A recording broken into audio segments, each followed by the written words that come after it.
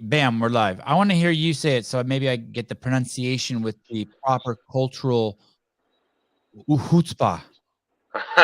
It's Mikkel Bertelsen. Mikkel. Mikkel? Yeah, kind of like not nickel, but Mikkel. Mikkel. Mikkel, like pickle, nickel, Mikkel. Yeah, exactly. Mikkel. I love a good pickle. Mikkel. Yeah. Welcome to the show. Thanks for doing this, brother. Thank you very much for inviting me. Yeah, it's really exciting. I have a tough name too. My name is Sevan, like the number 7, but Sevan. Yeah, what's that? Where are you from? Both my parents are Armenian. Oh, okay. That's where the name is from, ish. Yeah, and there's a lake in Armenia called Lake Sevan. Ah, okay. And that is how I ended up as me.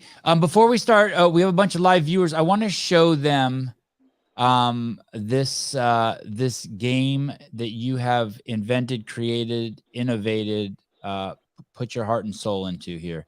Here we go. Yeah. Here we go. Here we go. Yes. The name of the game is Klask. Yes. And Mikkel created this game how many years ago? 8 years ago now. Wow. Does it seem like 8 years or does it seem like yesterday? It seems like 8 years. It does. And it's kind of interesting because you're still introducing it to the world, right? Yes, we kind of have introduced it to most of the world. We are now selling it in 42 countries. Wow. Yeah, and we have sold now 800,000 pieces, 800,000 copies. Oh my goodness. Yeah, that's a lot. Mikkel, is it the same distributor out of Italy that's always been the same distributor for you? Out of Italy. Oh, so you have different distributors all over. Yeah, we have. I kind of sold my soul, or what you call it, to a Finnish. The country Finland in the Nordics. I signed up a contract with two brothers 8 years ago, and they have the worldwide distribution rights. Oh, okay, fantastic. So my research was off. Did you start with an Italian company? No, I have always been with a Finnish one. That's the only company that I have been with. But they have then start up business with a lot of distributors all over. Italian distributor, German distributor, American distributor, English distributor. A lot of distributors all over the world. Wow, I want to play one more video so the people at home can really see this. Here we go. This is from the Klask Game Instagram account, and here's a short video on the rules of the game. Check this out, guys. Yeah. Oh, whoops. Let me take Second. This is Klask. I'm Kev, inaugural world champ, and in the next 60 seconds, I'm going to show you how to play. Klask is a fast action, skill dexterity game from the cheerful pubs of Denmark, in which players engage in an epic magnetic battle to be the first to score 6 points. Players maneuver their striker from beneath the board. The aim of the game is to shoot the ball into the goal of your opponent and score a point. Well, look out for these little white magnetic guys we call biscuits. Get 2 of them attached to you, and it's a point for your opponent. Draw your striker into your own goal, or Klask, and it's a point for your opponent. And don't get too excited and lose control, because if your opponent captures you, they'll score a point. After each point, you reset the board, and whoever lost the point will decide to serve from the corner of their choice. Klask is just that simple, and a lot more fun when you win. You just gotta play it. You got a guy with an American accent. That was the inaugural world champ, huh? Yeah, Mr. Reader. I have. So when I came across you, I bought the 4-person set. Okay. Because I have 3 little boys. Yeah. They absolutely love the game. Okay, so you but you don't have the 2-player game? I don't. Okay. You should grab that as well, because of course the 4-player game is also very funny, but the 2-player game is a lot more, what do you call it, what do you call it in English? I don't know, but it's very much you get much more excited with the two-player game, I would say. You know what I was thinking about doing? I was thinking about piggybacking off of your invention and getting rich by inventing these little round felt pieces that I could set in the holes of two of the players. So when I'm using the 4-player board, I can turn it into a 2-player board. Yeah, but Sevan, Don't I ruin thought, my idea from one inventor to another. Don't ruin my idea, Mikkel. but the thing is that the board is completely level. So if you block the two holes, then the ball and the small white ones can still end up at the two other what do you call it, halves. So it's kind of difficult to play like that. In the beginning, we made the game and we had some demo models made in China in 3D printing where we had the board leaning down. Okay. And that was actually because then you could block one or two holes and then you could play and the ball would always end in the middle. So you would also you would at all time be able to still play the ball. But yeah, so it's going to be difficult. We have had a lot of suggestions like that. So, and it was too expensive to produce with the surface going down. So we ended up saying, okay, it's a 4-player. You have to be 4 people. That's it. It really is a beautiful game. I ordered it and I was really impressed. It is, it's these just classic magnetic pieces and that look, like small bowling pins sort of, and then a beautiful board. Are you pretty darn proud of how that thing turned out? Yeah, yes, I am because yeah, and it's also made in plywood, birch plywood, which is a nice color and the shape itself. And it actually ended up being that shape because that was the only way I could get room for the arm and the hand to be able to move all over the game. I couldn't just put 4 legs on the game, so I had to do like a different kind of design. And I kind of think that it ended up pretty nice, the design. So yeah, I really like it. What's the penalty, Mikkel, if someone moves the board? So you're playing with some aggressive players. It's a 4-player game, and if someone actually moves the board, is that against the rules? Like when they get too aggressive and they move the board. That's against the rules, but we don't have like kind of a rule for that ish. So when we play World Championship, we have the board drilled down to a table, so it's impossible to move it. So we will avoid situations like that when we play World Championship. Aha. And yes, people, there are World Championships, and that guy in the original video was the world champion. So, Mikkel, where were you? Or Mikkel, where were you born? In Denmark. And born and raised, and you've never left? Born and raised and never left. Only when I'm traveling around to show the game on conventions in US and other places in the world. And what were you like as a young man? What were your interests? I started being an auto mechanic, but as soon as I graduated with that, I kind of figured out that I would like to start my own business, and it was difficult to start your own what do you call it, auto mechanic business, because then you need a lot of money to start that up. So I started up with like a carpenter instead, and I was like a carpenter for a year for an elderly guy. And then after that year, I kind of started my own carpenter business together with a friend, and I have had that business for 15 years. And together with this friend, doing all kind of carpenting, roofing, new houses, kitchens, floors. And then I figured this game out, Klask. I had some other inventions that I did before Klask. And my wife said to me, Mikkel, isn't it about time that you stop doing these small inventions? Because every time that I get an idea, it takes a lot of time and it costs a lot of money. And so I've done a few things that hasn't gone wild and just cost money and stuff. But then one day with hangover in my garden, The sun was shining. I was with my kid. Hangover meaning you had a little too many drinks the night before.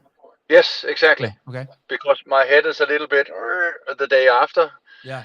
So I thought I would like to do something fun for the family, and then I had another magnet from another invention, and a piece of cardboard and a tooth prop, and I put the magnet in the tooth prop, and I could control all of a sudden the magnet on the other side, and it went over the edge. Klask. Klask is like slap in English, and that's why the name is like that. And then another magnet got stuck to it, and I thought, So then I kind of, and then I went to my garage and fixed the game in plywood, and and then it went from there. And I gave the game to my neighbor and asked if he could try to play it with his family and tell me what he think. And then he actually the next day he said, "Oh, it's a fun game, Mikkel." And then some years after, I actually talked with him, and he said that he never played the game.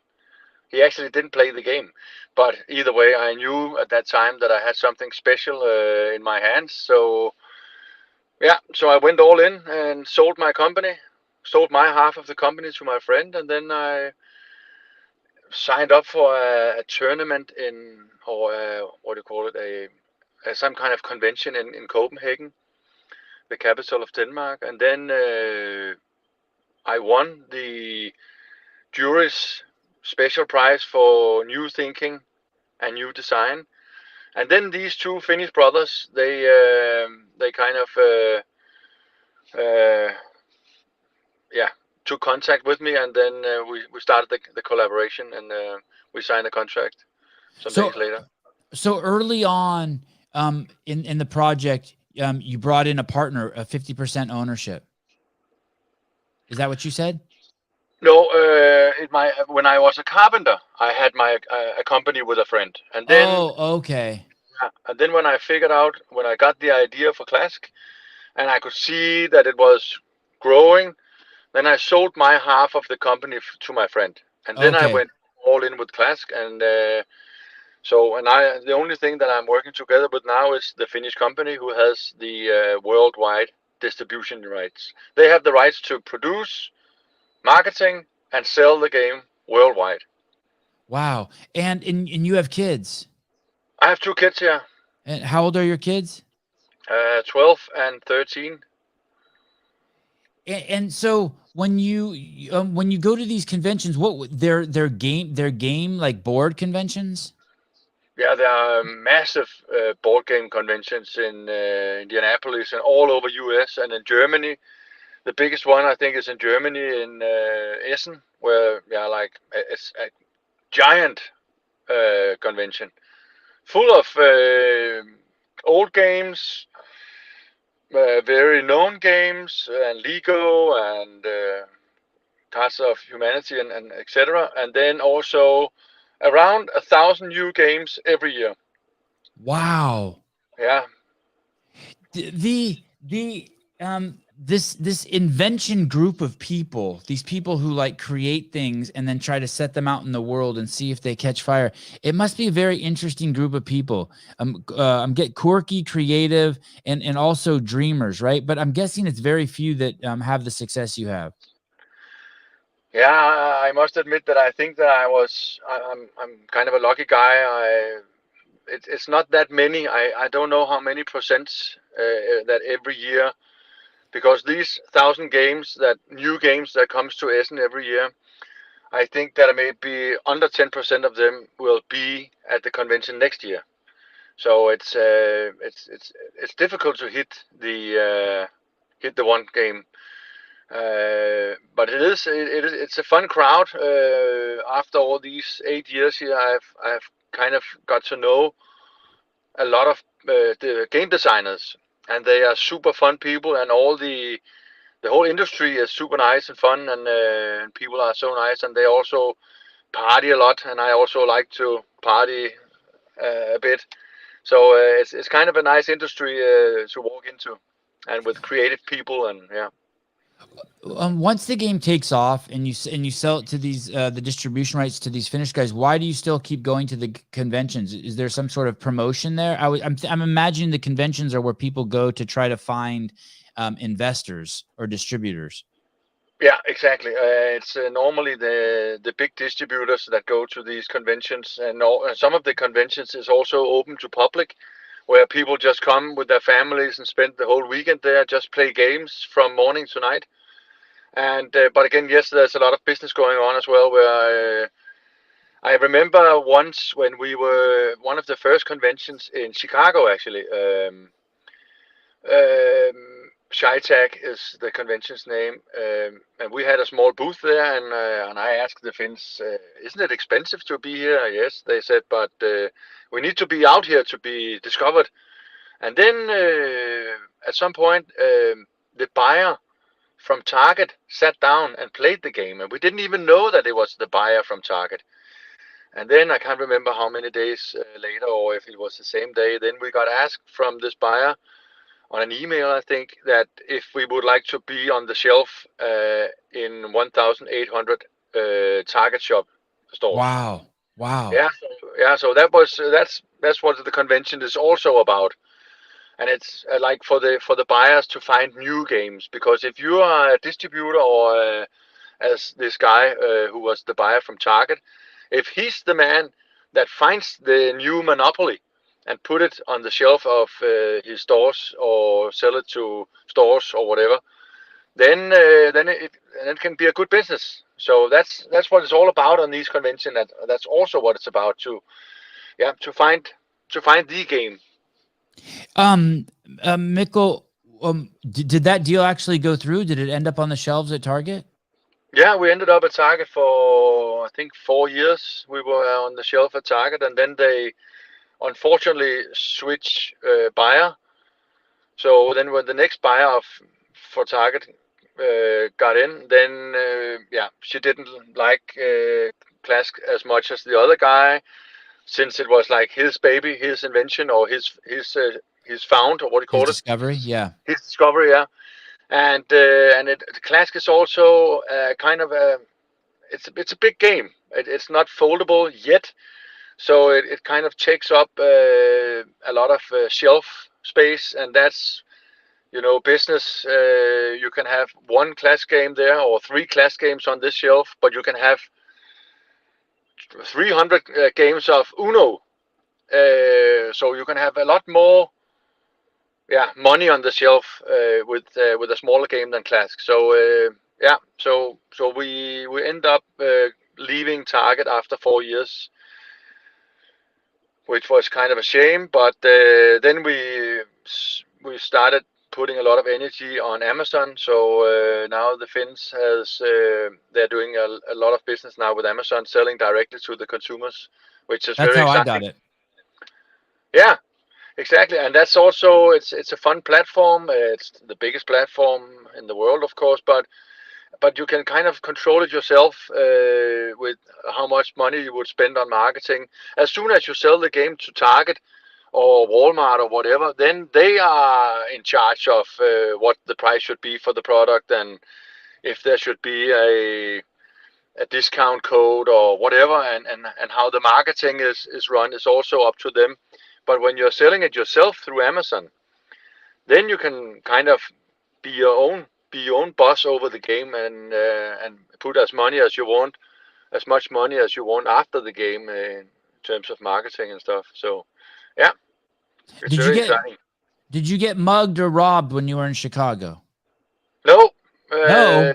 No. You need to go back and visit again then. You didn't get the full experience. I've been there a lot, actually, in Chicago for these conventions and other conventions, and I heard after a few years going there that it was, I think it's the most criminal state in US, but it's one of them, right? Yeah, well, the thing is that the crime usually just takes place in certain areas, and it really, if you don't go into those areas, you're fine. But yes, it is the exact way you run a city if you want to cause chaos. The way they run that city is to cause the most amount of chaos. It is Okay. yeah, and they're doing an experiment here starting January 1st that's going to be completely mind-boggling. Put Chicago into your Google alerts and watch the city fall under. They're basically going to make it so that if you crimes, I know this is going to sound unbelievable to you, but they're going to make it so even crimes like second-degree murder, Yeah. that they can't hold you for more than 48 hours. I mean, it is complete bonkers what they're about to do there starting January 1st. Oh, I heard about that. Yeah, that sounds a bit crazy. It is it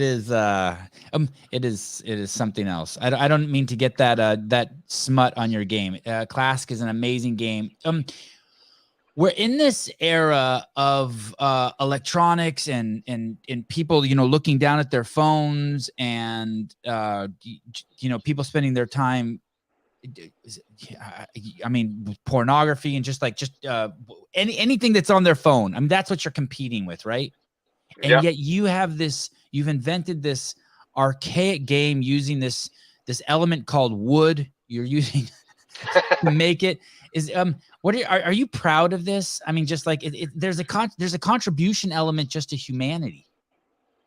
Yeah, I'm very proud of it, and it's a very big pleasure every time we're at a convention to see how kids are sitting down playing with their parents or grandparents or friends or sisters or brothers. And are having fun. Yeah, I'm very proud of it. And also sometimes at these conventions, people are walking by and we ask them, hey, do you want to play?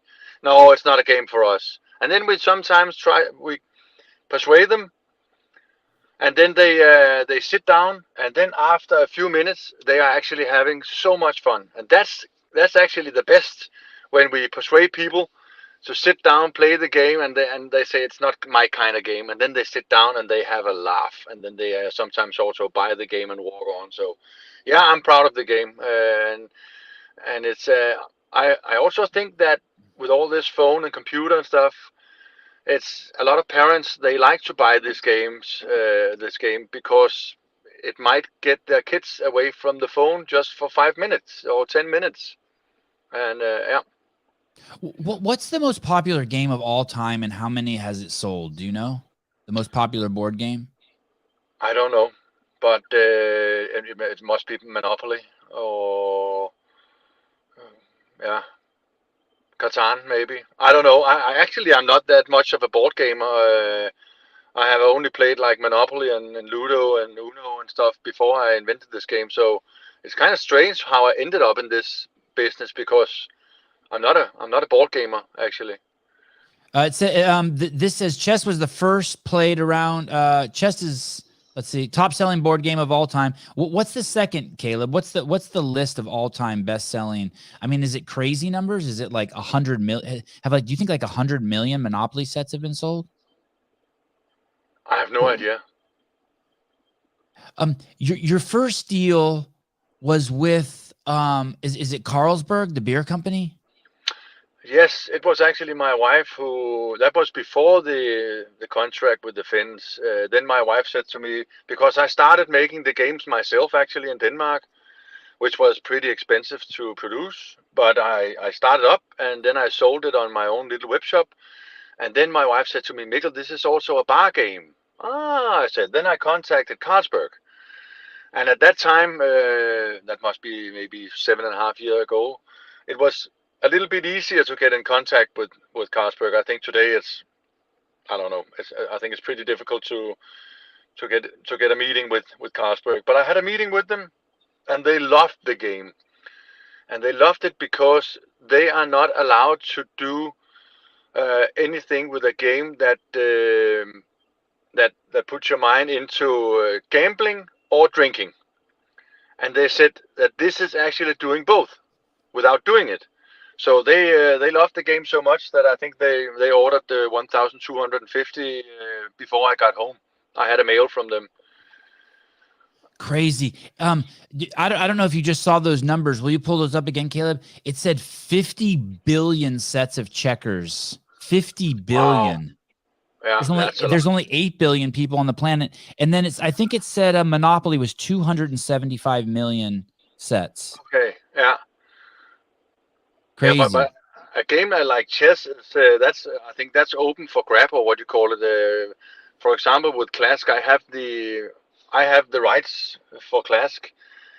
But a game like chess, I think that's a free anyone game. can make it and sell it. Yeah, I think so. Yeah. So how do you make when you get that order? Is a part of you go into a panic, like, hey, how am I going to make 1,300 Klask sets? Yeah, it was actually and that was fun because I had the whole family help me. My father and mother and my mother and father-in-law and my wife and the kids. We were all like helping, and we were sewing these bags and clipping the velvet and all the plastic things.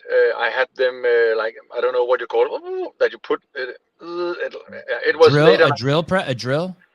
Yeah, I don't know what you call it. Like you phrase it, or it was like made in Denmark. All these pieces, the black ones on the bottom and the black ones on the top. And I was like having this table where I drilled holes and put magnets in, and then a piece of non-magnetic metal on top.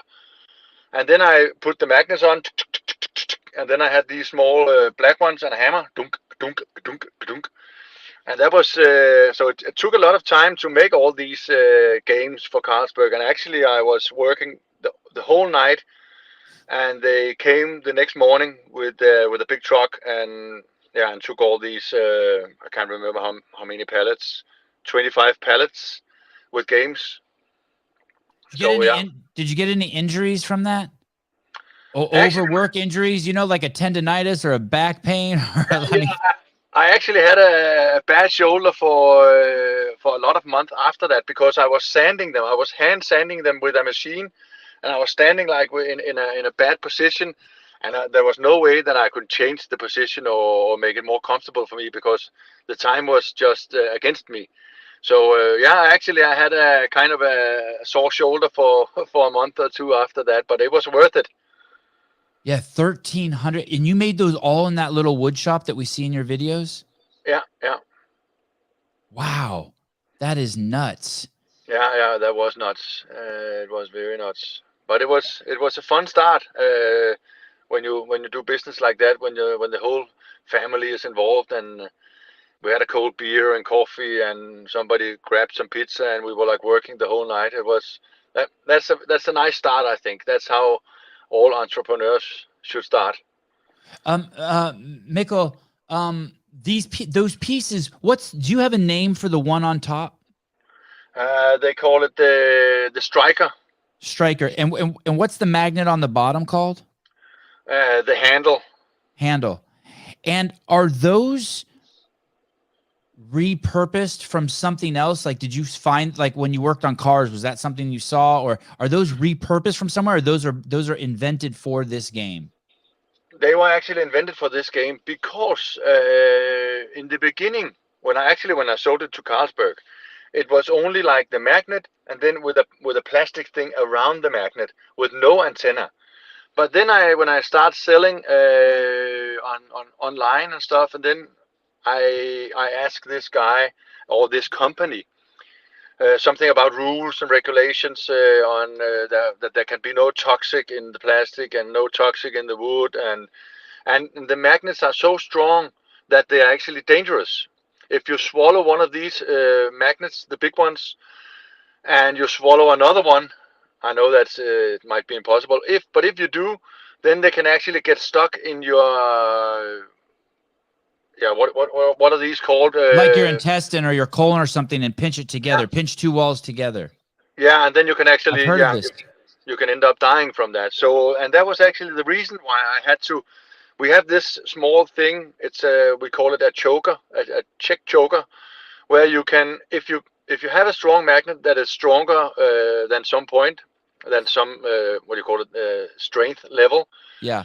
If it's stronger than that, then it has to not fit in this small tube. So I had to figure something out, and if I just put a handle on top, it would be too heavy, because then it would be like dangling around, or what you call it. So I had to like get it high, so it wouldn't be able to swallow for a little kid, but then also without that much weight. So that is why I ended up with this little small antenna.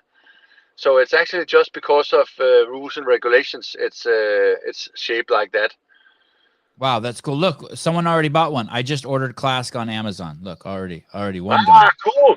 I just want 3%, Mikkel. 3%. Yeah. 3%, No problem, Sevan. Three.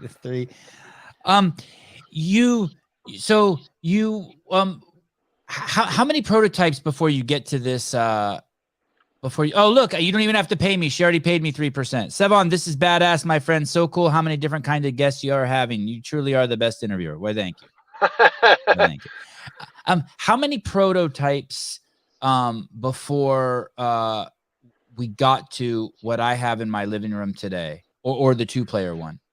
The 2-player one, I think it wasn't that many. I think but what we tried in the beginning was to get it down in measurements, so that it would be easier and cheaper to freight, because when we freight it with or ship it with Amazon, it's very close to, I don't know what you call it, but there's different kind of freight levels or shipping levels. Right, like if the box was one bigger in its dimensions, it would have doubled your cost or something.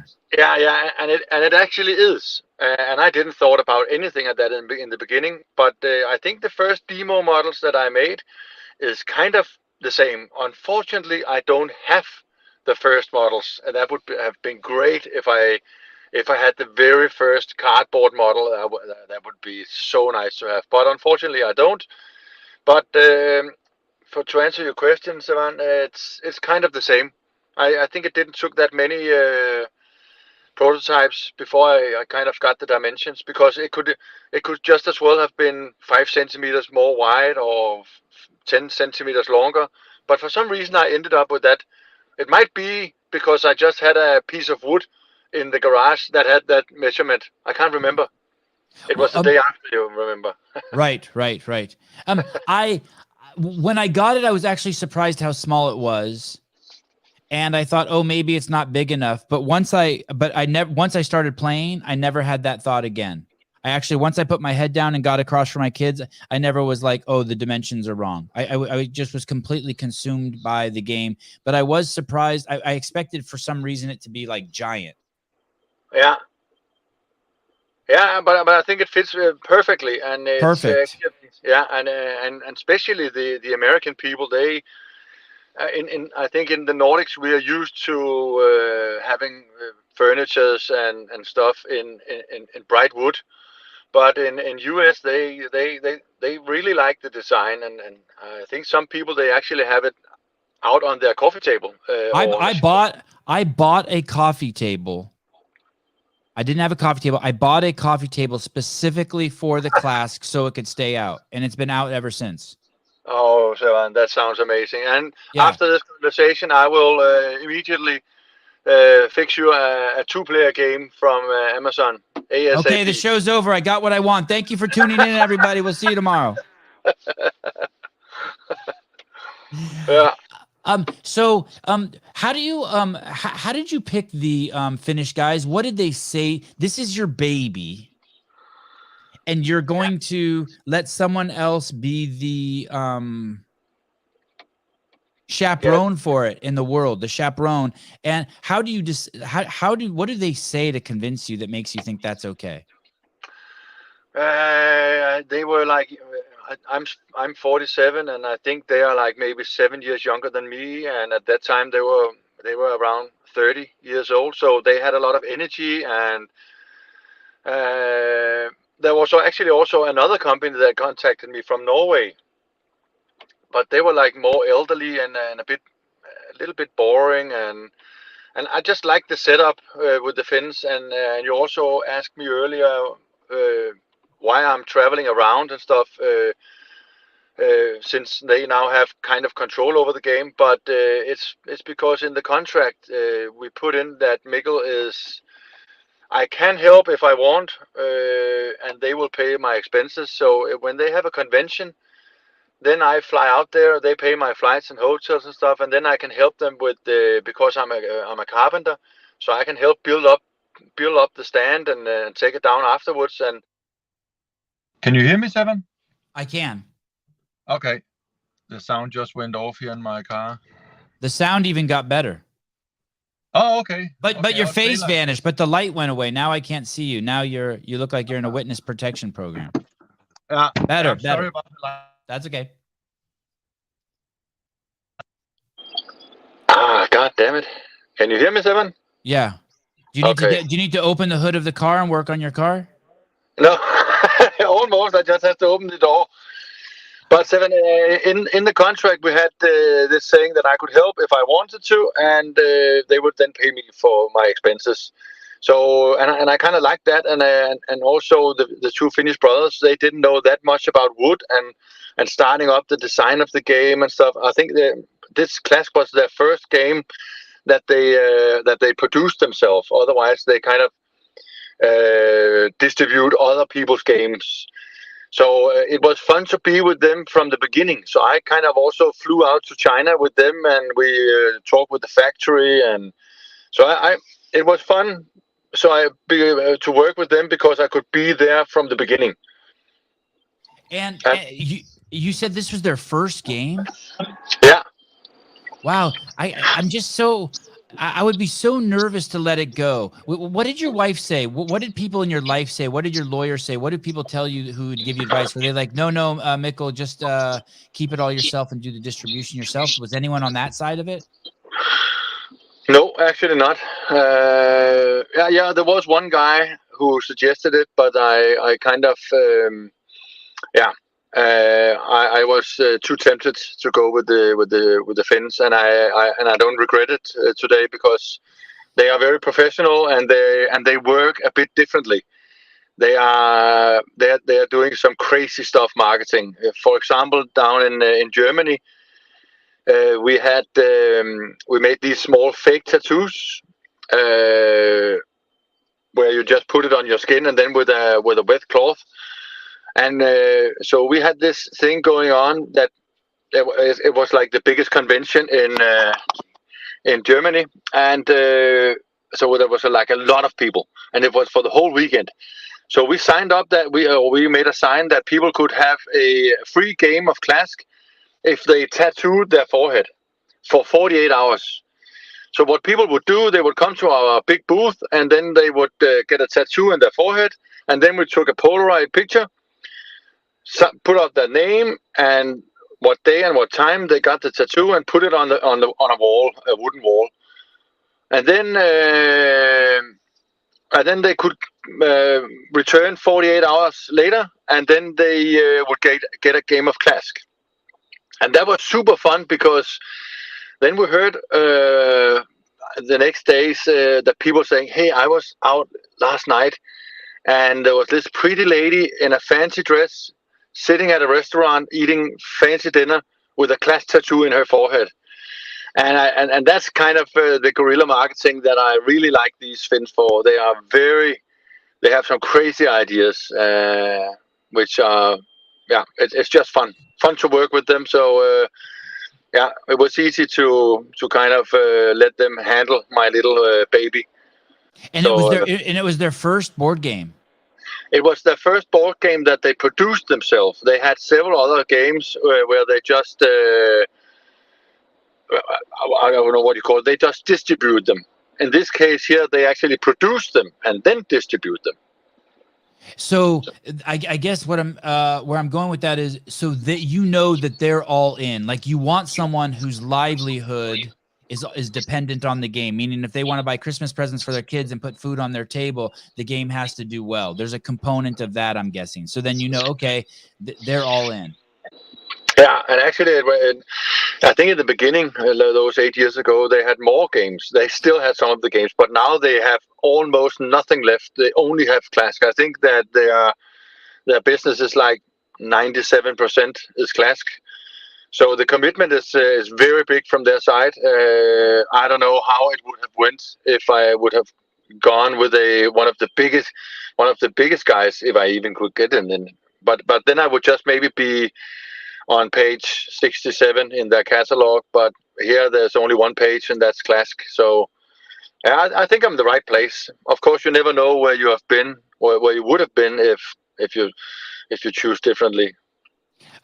Jody Lynn, tattoo on the forehead. Well, not a real tattoo. It was just like a sticker, like the kind you put on your forehead and then you put water on it. Yeah. But we actually have I think around 15 people in the world who has a real tattoo. Wow. Yeah, like with the logo Klask, they have that on their legs and arms and stuff. And actually in the rule sheet that we have, it's kind of a big rule sheet that kind of explains a bit about me and how the game came to life, what you call it, and then it also has a page where it says that if you want a real Klask tattoo, then you should just contact us and we will pay for it. Wow. It says that in the rule books, and people do that from time to time, and then we fly a photographer out there to take some nice pictures and videos, or they do it themselves so we can post it online on our social media. So yeah, that's fun. And I guess at any time, some huge game manufacturer out there, if there could make an offer to these Finnish guys to buy the entire thing from them. Yeah, some years ago there was some talking about one of the largest companies who were interested, but at that time the Finnish guys were not interested, and because they really like to build it up and build it up even bigger. So and they're very into it. So I'm not sure it's for sale at the moment. There's a huge like fairy tale story to this, right? It's a dream come true for someone. I'm guessing even every time you're on a podcast or after this podcast, there's going to be. I was talking to one of my friends yesterday that you were coming on the show, and we started brainstorming a board game.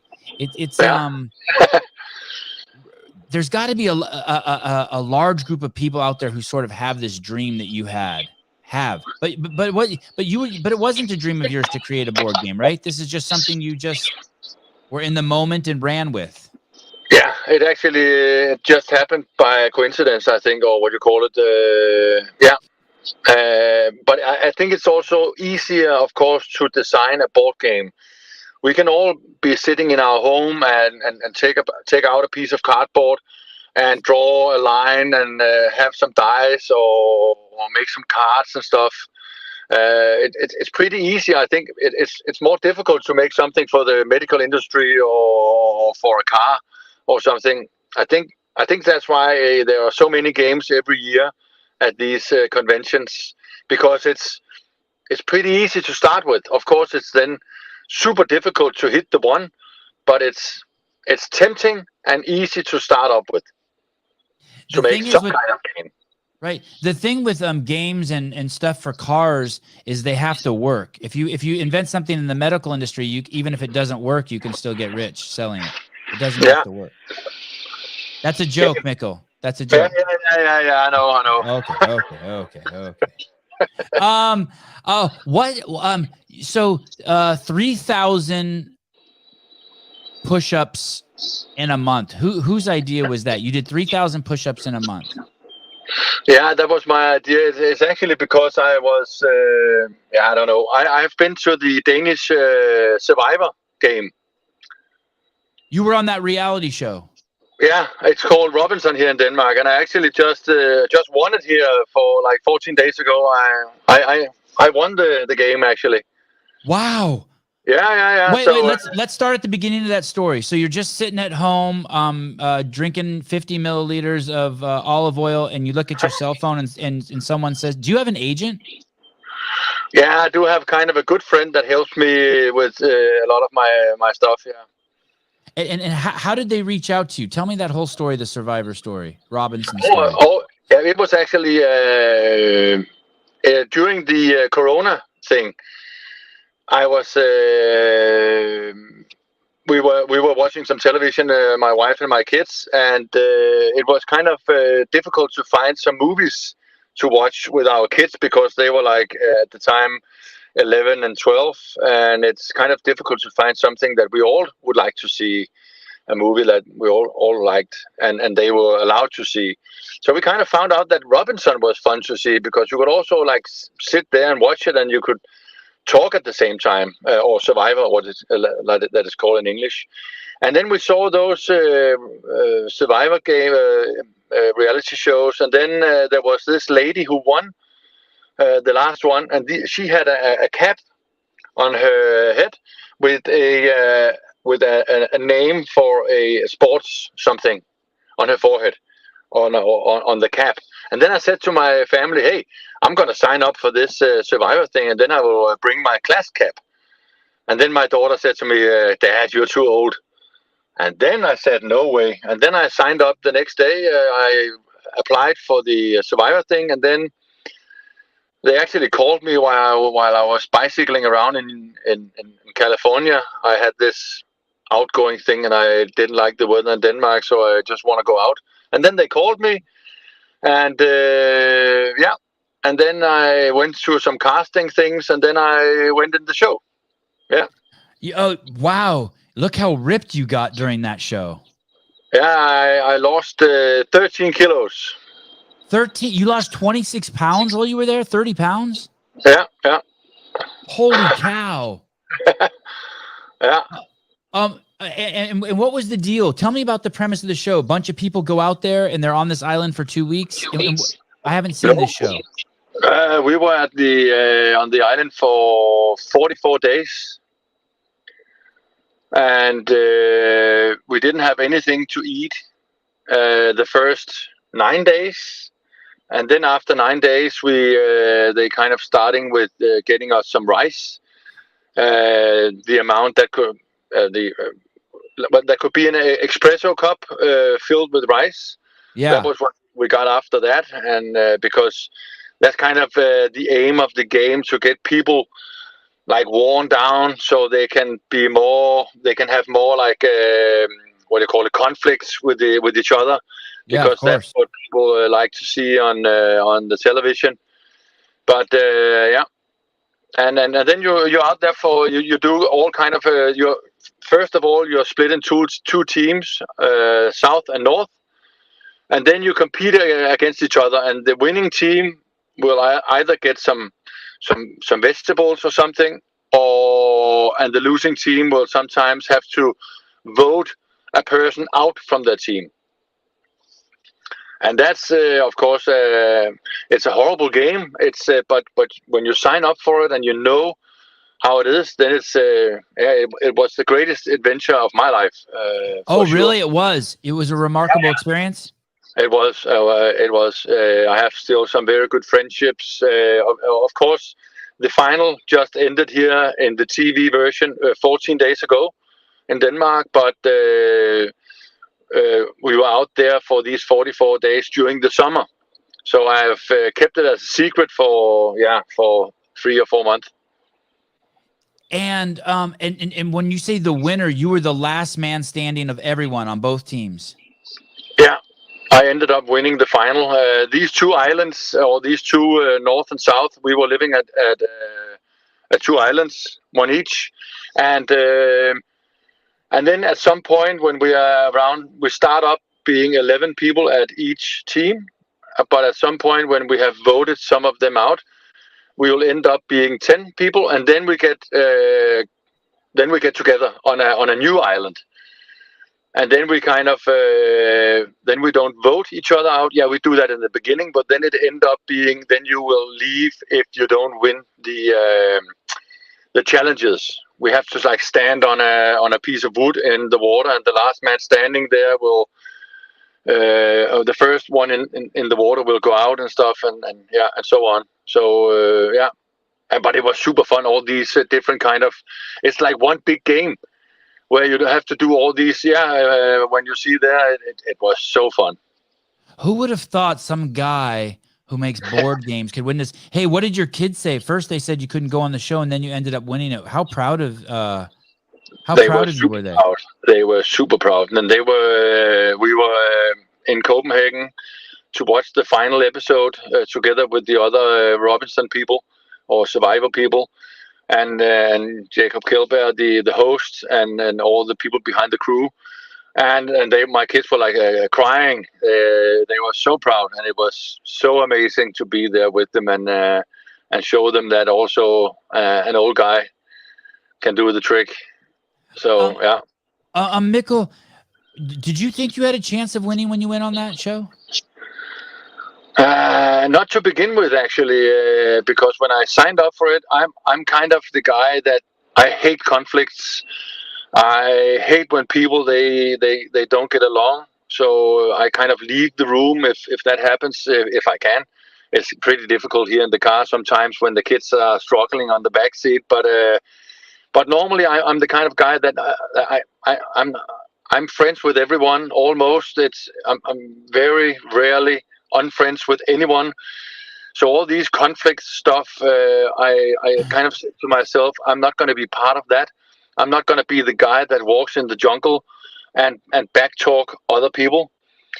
But when that's said, I went out there and the first 3-4 days I followed that, my own advice or my own idea of how to do this Survivor thing.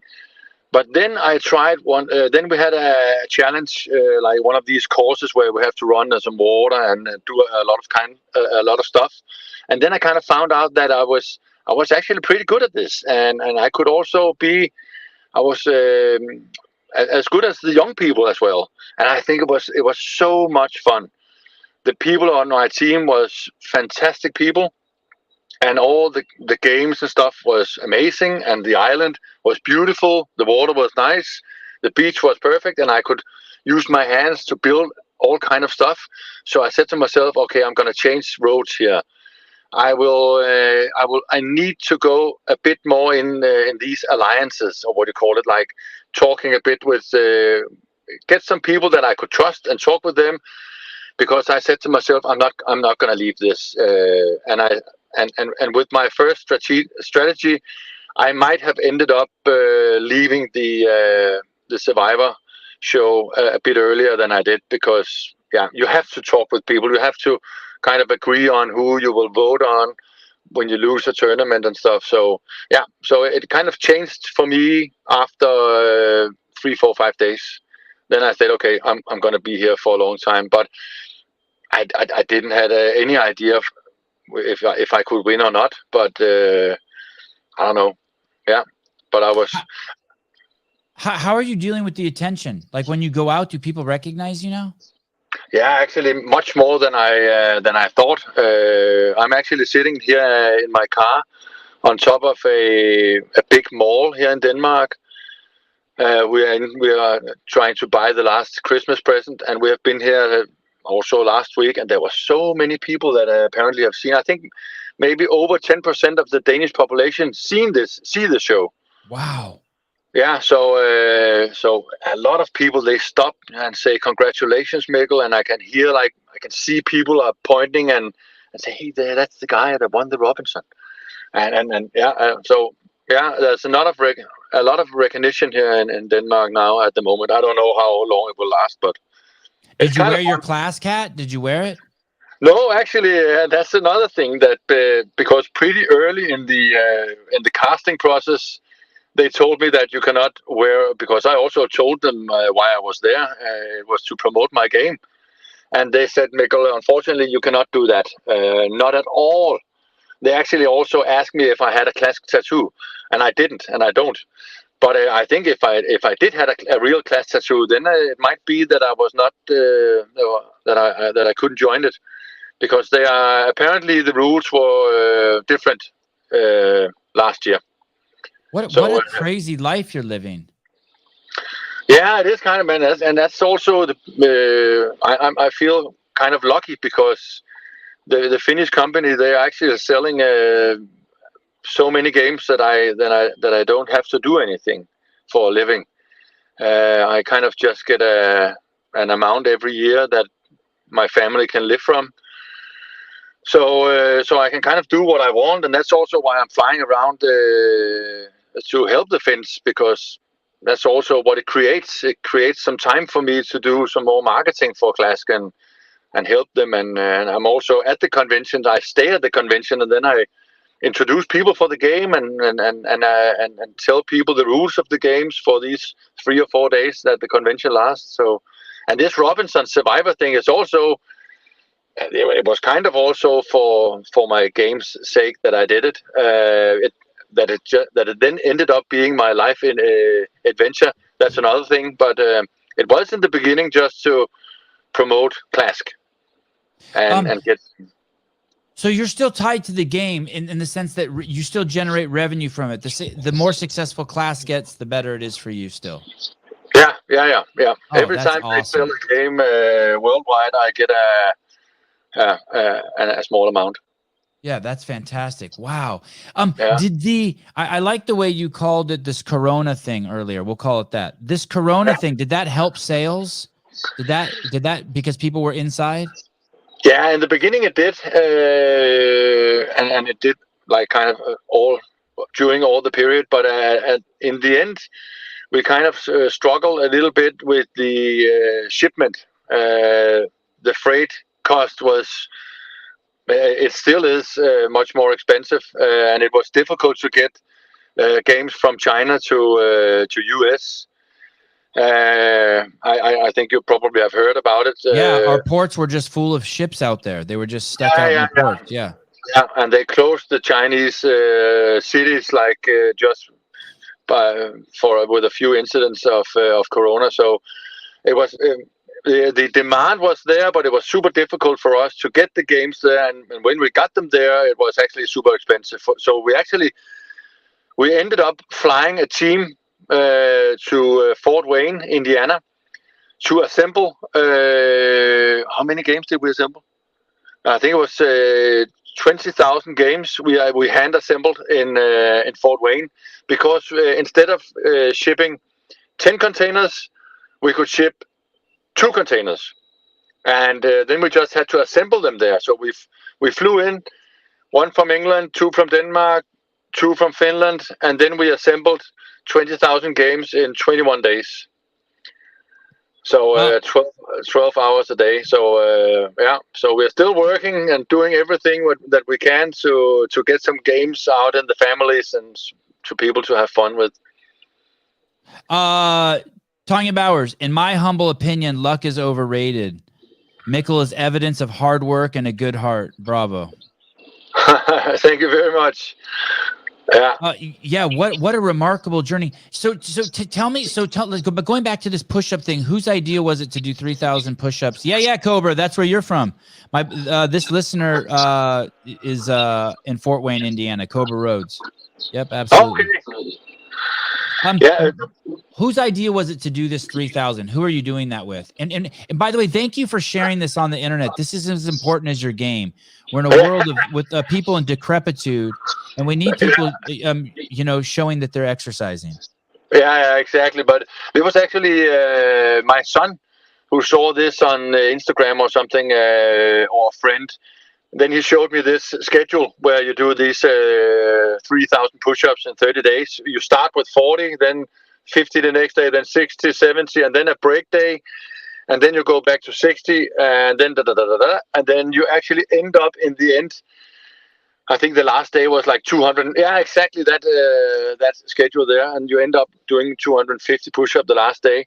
And I was actually kind of injured, like 5 days before the target. I had so much chest pain and shoulder pain, but I couldn't stop because I was kind of the guy that started the game. So I just have to, and I still have a small thing in my chest after those push-ups, even though that it's 3 months ago. But the idea for it was just to create some fun. And then I gave a game. I made a small drawing for a Klask game, and then I gave a game away to these 12 people, I think, that was taking up the challenge. Yeah. Oh wow. So it wasn't just you and your son. A bunch of other people did it, and they got rewarded with a Klask game. Yeah, and it was so fun to follow that journey with all the other ones. And I think what actually took the most of my time was doing all this video stuff and posting it and remember to hashtag and stuff. So yeah, I'm not the best at this computer. I don't even have a computer actually. I only have my phone. No computer. No, but I do have a very good friend of mine who helps me with all my invoices and yeah, and my wife. She's also helping me a bit.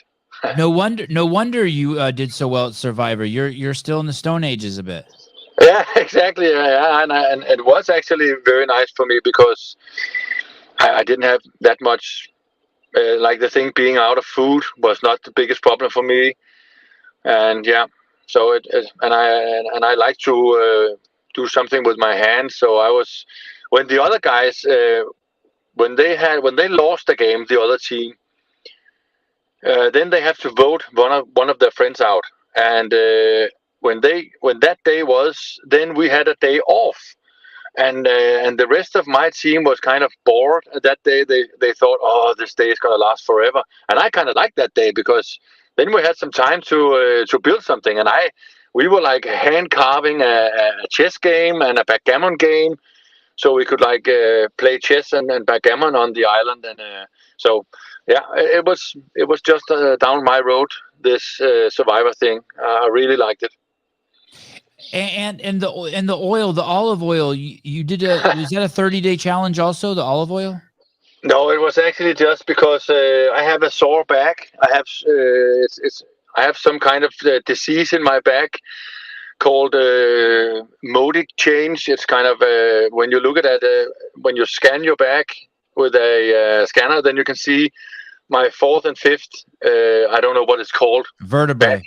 Yeah. Discs. Yep. Yeah, discs. They're all white because they are kind of infected from myself, and it will never go away.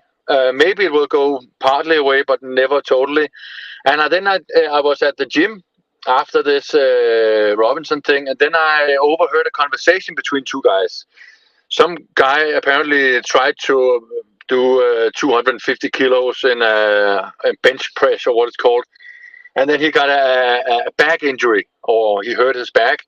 And then the other guy said, "Then hey, and what did he do then?" Then he started drinking olive oil, 50 milliliters a day, and then it actually got away. But it had to be what do you call it? Greek olive oil, virgin Greek olive oil. For some reason, I don't know if it's true, but and then I thought to myself, okay, if that can maybe take away my back pain, then I will try it. And so that was actually just the reason why. But it was not that nice to drink, and it didn't help my back that much. So I kind of quit it again. So no reason for that. Just to try some stuff. I love experimenting on the body. Everyone should safely experiment. Brandon Waddell says, I shit my pants drinking straight olive oil. Did you ever have any, in the beginning, did you have any mishaps? No. Actually not. Maybe it was sliding a little bit easier than normal, but no, what do you call it, accidents. No. In America, we call it sharting. Do you have that term in Denmark, sharting? No. It's it's when you think you're gonna fart, but accidentally a little poop comes out. Sharting. Now Okay, you know. Now you know some American vernacular. Okay. No sharding for me this No time. sharting. Yes. It's a. You were in Santa Cruz, California. That's where I live. That's where I am now. I'm in Santa Cruz. Oh, nice. Crazy. I saw you riding your on the beach and your bike on the beach in Santa Cruz. Yeah. Well, how did that end up happening? What brought you out here? It was actually also because I just the weather in Denmark is like not the nicest thing during the winter and the first spring. So I just decided to make a small promotion tour for Klask. So I actually just took a flight to San Francisco. I asked my wife if it was okay, and then she said yes. So I booked a flight from Copenhagen to San Francisco, and then a return flight from Los Angeles to Copenhagen, 22 days after. And then I went to San Francisco, and then I bought a electric bike, and I had my game with me and some some clothes, not that much, and then I bought the bike, put my game on top of in front of the bike, and then I just started biking down Route 1. By yourself? Yeah. And then I just, when I started in the morning after breakfast, then I called my friend on the phone, and then I kind of said, today I think I'm going to ride maybe 70 kilometers or something. And then he checked where there was a small town or a hotel or what it could be, a cabin or what else. And then he booked a room for me, and then I just bicycled to that place, and then I slept there and went out for dinner and had my games with me all of the time. And then I met a lot of new friends, and yeah. It was little bit hard at the beginning because I didn't know the bike that well, and the battery said that it could last for 90 kilometers, but apparently when you go up and down the San Francisco hills and the hills that was just all the way along the coast, then it cannot go 90 kilometers. So the first week or so, I kind of drove a lot without electricity. Wow, on the bike. That's tough. That's tough.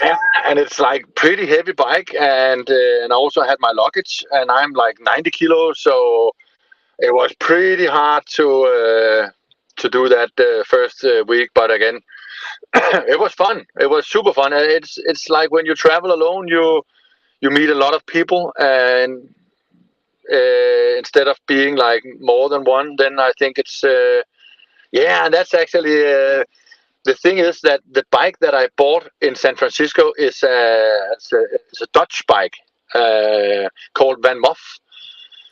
I've been looking at the bike for some years now, but I'm not that used to the internet, so I didn't have the courage. Is that the bike right there? Yes, that's the bike that I drove. And then I bought this Van Moff in San Francisco, and I saw that they also had like a brand store down in Los Angeles.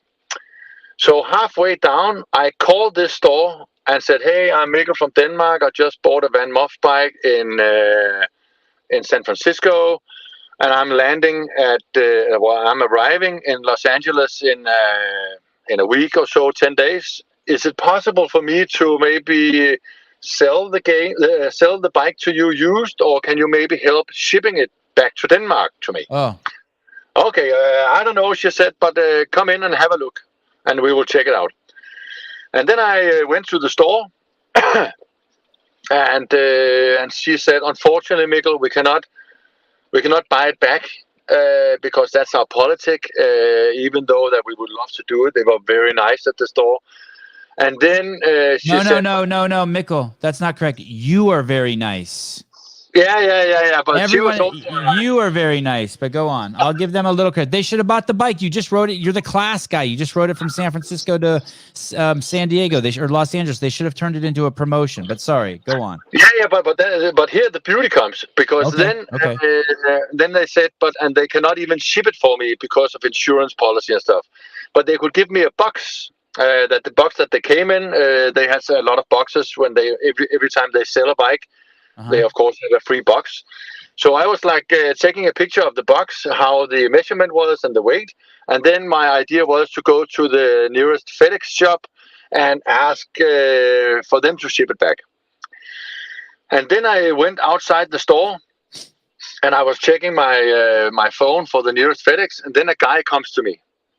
And then he said, "I just overheard your conversation in the store. Have you driven this bike from San Francisco with your game in front of it all the way here to Los Angeles?" "Yes," I said. "Do you like the bike?" He said, yes. And I started explaining him about the bikes and the gear, electric gears, and this alarm and stuff. It's a super nice bike. And then he said to me, I'm glad you like the bike, because I'm Taco Collier." Oh, Taco. Yeah. He's the designer of the bike. Taco. Yeah. So, and then he said, "And Mikkel, we will, of course," and my idea was to go down to... There he is, right? Is that Taco on the left right there? Actually, I can't see that Gray here without glasses. Okay, that's fine. I'll tell you, that is Taco. That's Taco and his brother. Yeah. These are the two brothers that designed the bike. Actually, around the same time when I designed Klask, which is kind of a nice story. But he said, Mikkel, go down to San Diego as planned, and then take the train back to us, deliver the bike and the battery and stuff, and then I'll refund the money, and then you can just buy another one in Denmark. Ooh. So so I drove down to San Diego and took the nice coast train back again to Los Angeles, and I delivered the bike and got all my money back, even though it's a used one. So that was very friendly of him. Yeah. And then I bought actually two bikes in Denmark.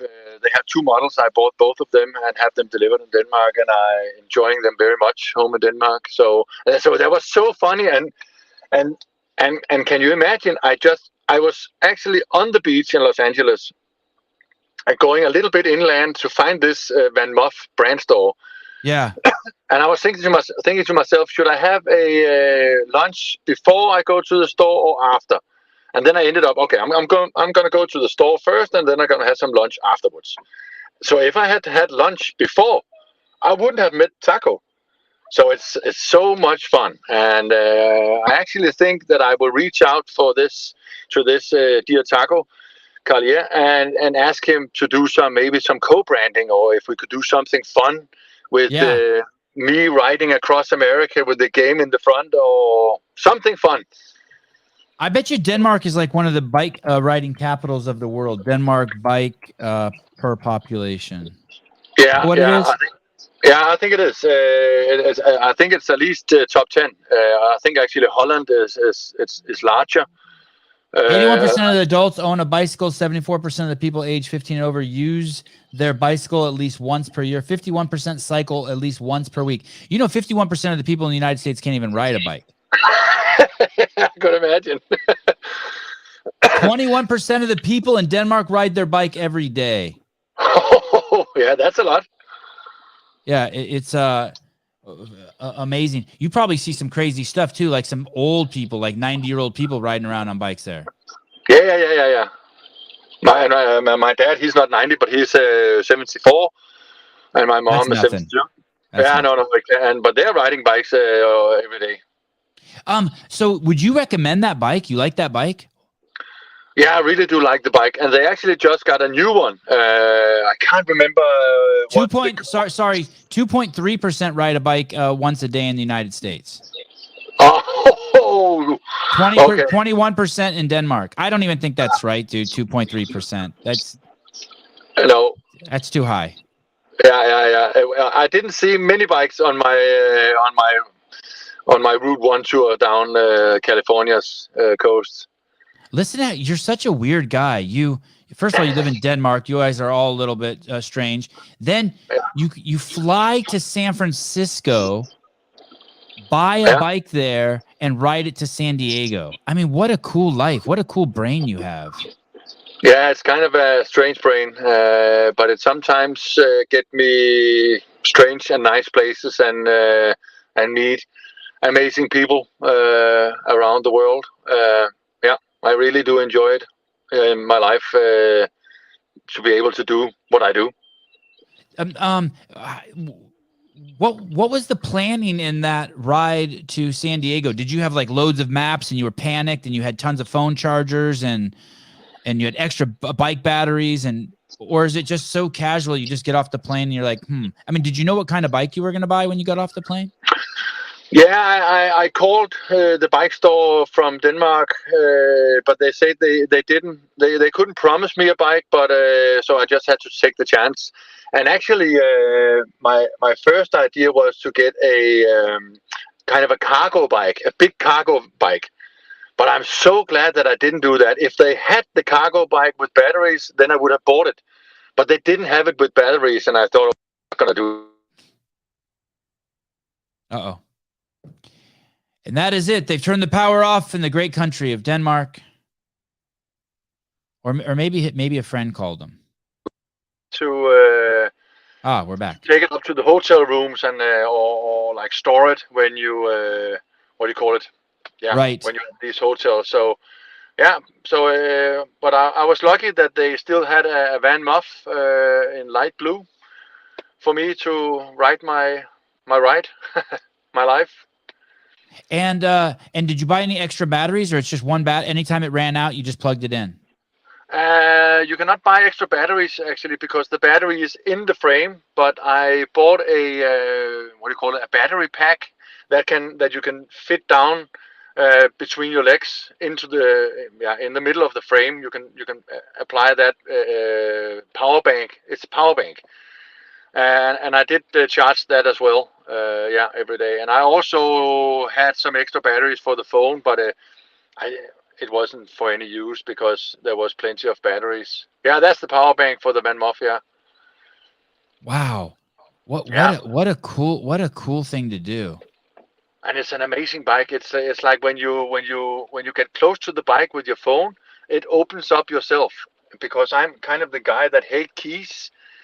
We don't even lock our door in our house. We live on the countryside, so I really like the fact that you can just go to the bike with your phone in your pocket, then it just opens up, and and it has this alarm thing. So when you leave the bike, you just push with your foot on the wheel on the crank, and then it locks itself.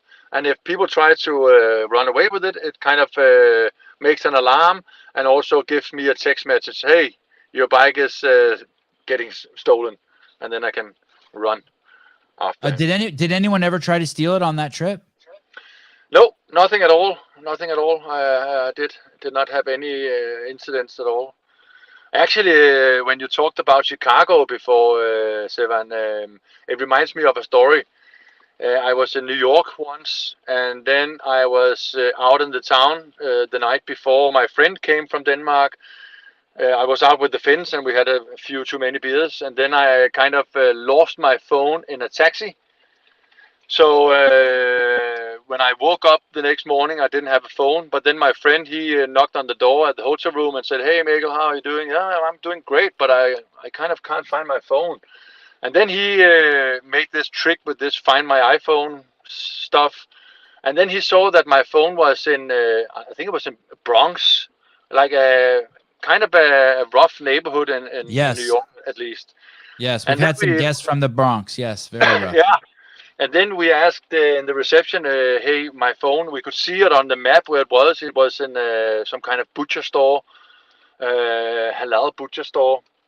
And then we asked him. A Jewish butcher store? No, halal? Really? They were halal butchering, I don't know if it was Muslim or Jewish, or I don't know. But it was like, a butcher store. And then we asked in the reception, should we go there and pick it up? Oh, no, she said. Buy a new phone. That's the best way. And then my friend from Denmark, he said, "Mikkel, we are from Denmark. We are nice guys. Nobody's going to do anything with us. Let's take a taxi." And then we took a taxi and went to this place. And first we went to the butcher store, and they knew nothing about my phone. And then all of a sudden, we tried to call the number. Apparently, you can call your phone with this Find My iPhone thing. And then this guy took it, and then he explained my friend where it was. And then we went to this guy. And then when he opened the door, there was like this fog come out of the store, like with it was so smelly of weed. Oh, and not fuck came out of the store. Fog. It's fog, not fuck. No fucks came out of the store. Okay. Just checking. Okay, just fog. Okay. So this guy, apparently the taxi driver, he opened the door, and then he was like, "Whoa, super stoned," and he said, "Yes, what can I? Oh, you're the guy with the phone," he said. "Yeah, that's me." And then for some reason, I didn't I had my zipper down. I forgot to close my pants. So, likely story. Yeah, and then he just said, "Hey, your zipper is up, sir." "Oh, sorry. Oh, okay. Yeah, but I don't know. It has nothing to do with the story, but it's just." And then we tried to give him. I tried to give him some money as a thank you. Then he said, "Oh, no, don't give me anything. Here's your phone. I charged it. Have a wonderful day," he said. So that's kind of just a fun story when you take chances here in life and try to find the better in people, or what you call it, like he was a wonderful guy, and yeah, I don't know where I was going with this story. You know, but most people would panic if they lost their phone in a taxi. Yeah. Completely Yeah. panic. Yeah, I didn't even notice until the next morning when my friend came and he couldn't. He said, "Well, I tried to call you. Where's your phone?" Oh, I don't know. Are there any other ideas or inventions that you're working on now? And you say in an interview, don't be worried about people stealing your inventions. And I really loved that you said that, because I think so many people are crippled by their fear of sharing their ideas. Yeah, and I was in the beginning as well, but I think it's these days. Of course you have to be careful, but you don't have to be afraid. I think you need to test your product with a lot of people before you go waste a big company's time and stuff. So, but I do have some other ideas, and I actually created a game together with 3 other friends for Exploding Kittens. I don't know if you know that game company. It's a big U.S. company. It's a card game called Exploding Kittens. I don't know it. What you're working on another card game with them? No, it's actually a game called A Game of Cat and Mouse. It's on Amazon. It's called a Game of Cat and Mouse. Okay. Cat and mouse. Cat and mouse. I like the way you say cat and mouse, but it's cat and mouse. No, it is actually cat and mouth, like the. Oh. Yeah. Oh. All So right. I stand corrected. Yeah. If you search for a Game of Cat and Mouse, then you'll. That's also me and 3 other guys from Denmark. We designed that game. Yeah, there it is. How did you come? That's a beautiful box. How did you come up with the name of this game? That was. Why didn't you call it? You could have used another name for cat is pussy. You could have called it A Game of Pussy and Mouth. Yeah. And the marketing would have been so easy. Yeah, but it was the big company called Exploding Kittens. They kind of just bought, or what do you call it, contracted the game idea, and then they did all the design and the name and stuff there, and so kind of the same deal as I have with the Finns, but with the Finns I just do a lot of I help them a lot, traveling around and doing a booth and stuff at conventions. But these Exploding Kittens, they do it themselves. They are so well established, so yeah, they have everything under control. It's a fun game. God, look at you. Crazy. Yeah. Is Klask is Klask going to get huge in the United States? I think so. I hope so. I think I don't know. That's at least the biggest market for us. That's in US. I think half the game we sell worldwide is in US. We have sold maybe this year 120,000 pieces of Klask games. Yeah, and I think that at least 50,000 of those are sold in US. So I hope that it's going to be popular, but I don't mind. And also the Finns, they also kind of like that the sales curve is kind of like not like super steep, or what do you call that it goes easily or slowly and steadily. Steady, yes, steady. Yeah, instead of just having this big peak and then it goes down. We would rather have it like going steady. 3 or 4 of us already bought Klask from this show. It's already blowing up. All right. Yeah, that's an important thing. What they say goes up really fast, comes down really fast.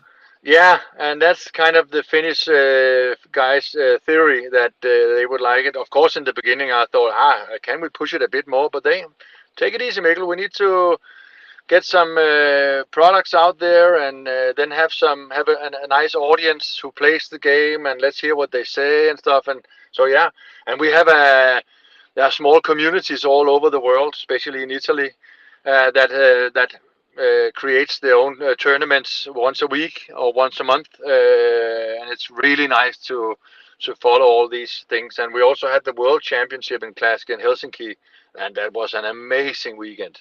Amazing. World Championships were in Helsinki. 20 people from 18 different countries, all national champions. They came to play the World Championship. And did an American win that? I can't remember who won the last. I think it was a German guy. I should be able to remember this, or a Polish guy. I'm sorry, but I can't even remember that. It is a few years since we did the last one, and then Corona came and made fun with us all. Yeah, so, that was fun. That Corona thing was fun. I really liked that. Yeah, cool. Actually, I did like it. I also liked it as well because my wife and I are so fortunate that we can, not fortunate, but what do you call it? We are so lucky that we can stay at home. Fortunate, hardworking, committed. Yeah, so we cool, were home. Nice. Yeah, so not we were lucky. home with the kids during the Corona stuff and we're teaching them school stuff ourselves and stuff. So we had a very nice time during the Corona. Mikkel, let me ask you. I know I've had you 90 minutes now. Let me ask you one question. Yeah. Are you a religious man? No. No. Actually, I'm what do you call it? Atheist. Atheist. Yeah. Yeah. What about? Do you have any philosophies of life? Do you like this like maybe a Buddhist mindset or a Taoist mindset, or do you have any do you read any of these self-help books? Do you believe in the power of the mind? Do you believe that any of that's? No, not that much actually. I kind of just believe in having fun and treating people decently and treating people the same way that you would like to be treated yourself. Ah, yes. That's kind of my philosophy, and just have fun and be around people who are having fun, and yeah. That's kind of my life philosophy. And then just, my father, he once said that, hey, Mikkel, every day is a party day except Friday. That's like New Year's Eve. I kind of live from that. Maybe a bit too much from time to time, my wife thinks, but it's still fun. You seem like a very even with that attitude, you seem like a very disciplined, committed man who doesn't act from a place of fear. And pursues their dreams, pursues their ideas. Yeah, I try to. I try to follow my dreams and don't be afraid of following them, and no matter what the outcome will be. And of course, it's also, I don't know if it's. I'm not the kind of guy that does like dangerous stuff or. Maybe it's what are you talking about? Flying into San Francisco is dangerous. Riding your bike to San Diego is that's 1,000. I mean, did you crash at all on your bike going down? Yeah, I went down 2 times. Not very rough, but just easy down. Mm. Yeah. You wore a helmet. You had a helmet.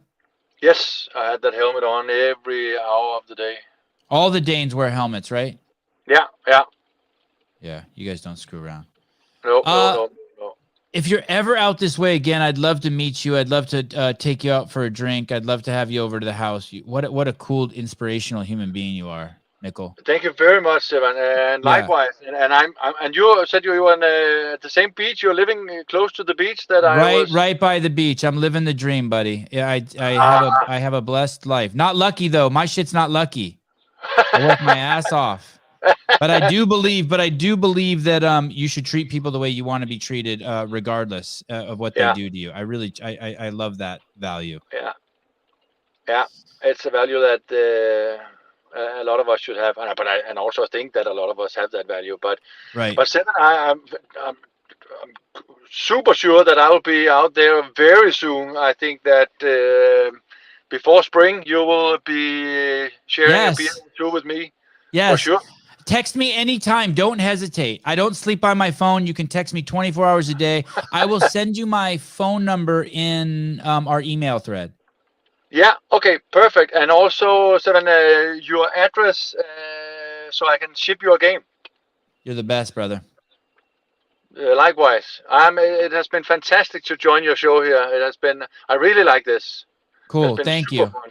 Thank you. I think I'm the greatest at what I do. I think like I'm as good of a podcaster as Klask is a game. So I appreciate you validating my self-beliefs.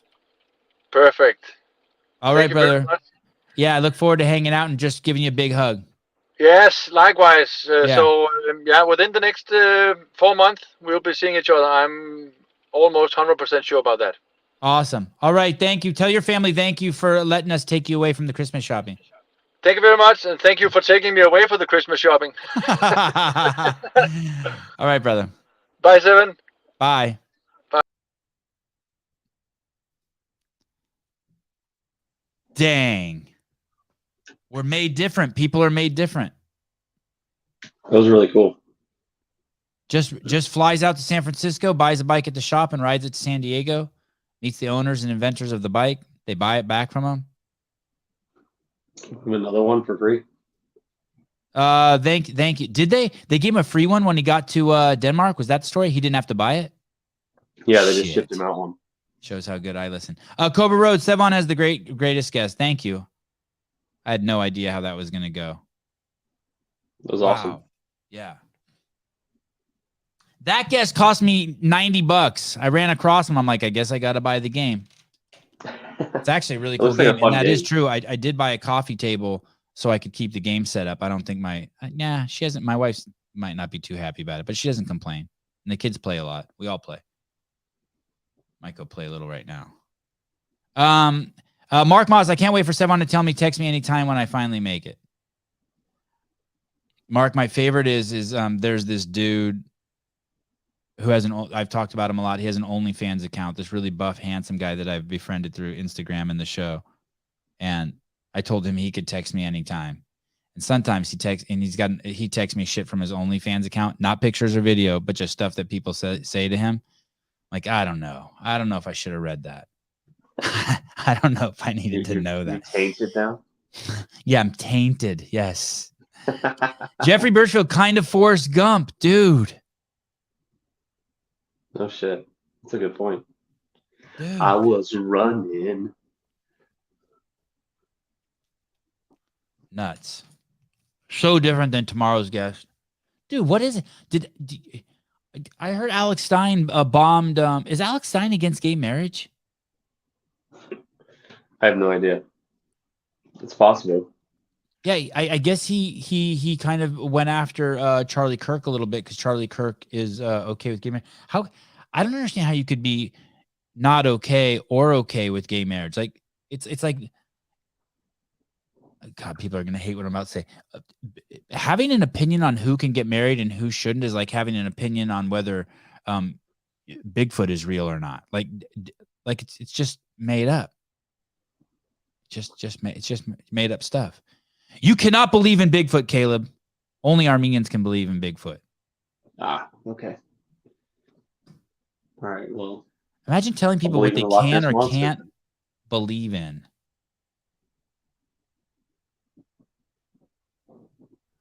That is weird.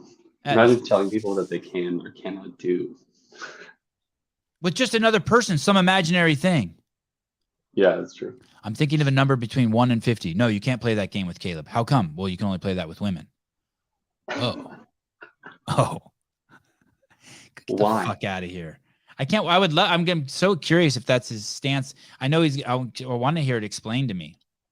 I'm open to it. I'm open to flat earth. I'm open to women not being able to vote. I'm open to all those things that people, ideas people have shared with me on the show. We had that same conversation with whoever that, he was like either like the Army Ranger guy or the SEAL guy a long time ago. Mm-hmm. And he was like, it's just because the Bible says so. And the Bible says no gay marriage. So no gay marriage is what should be the deal. I'll tear that page out. I'm going to rewrite that page of his book. Hey, if the Bible said only gay marriage was okay, would you put a dick in your mouth? That's what I want to know. A lot of people would think differently, that's for sure. I can't wait till the hidden chapters of the Bible come out and you're forced to sleep with men. The hidden chapters, it's all there. No, it's at the end. There's a book that got lost. Oh, right. What if you don't believe that Armenians are real? We're not. We're not. Conspiracy theory. Yeah. Did you see that show? That show was with What show? It was one of the first guys ever to hit 1 million viewers on YouTube. Beautiful black guy. He was like a fitness guy. What's that guy's name? Oh, didn't we have him on? We had him on. He was great. And hey, I'm telling you, his explanation of why women shouldn't vote was fucking phenomenal. It was pretty impressive. I was surprised at how well he was phenomenal. able to articulate that. Yeah, I want someone to come on, a flat earther, to come on and make me fuck me up, like be like me. He did. He kind of backed off. You think that guy fucked me up, the flat earther guy? I feel like he backed No, off a little bit. I don't think he fucked you up, but I definitely was good. Like, more curious about it than I had been initially. Yeah, he was good, and it was cool. Like, and he was gentle. He didn't like force it down our throat. He was like, he wasn't even sure if it was real, right? He was still. Yeah, I can't wait to get. I'm waiting for the day that I get on a plane again, and then I can fucking do that level thing that he said. He's like, take a piece of paper or whatever and put it up the window and see the horizon is actually straight and it's not curved. I just want to try it just to see if he's like fucking with me. Use something more rigid than a piece of paper. Use your penis. Like fucking card boat. It's a little bit. Hey, dude, you don't fly on planes with windows. That's a very good point. Yeah, I don't think the plane I'm going to fly on is going to have windows.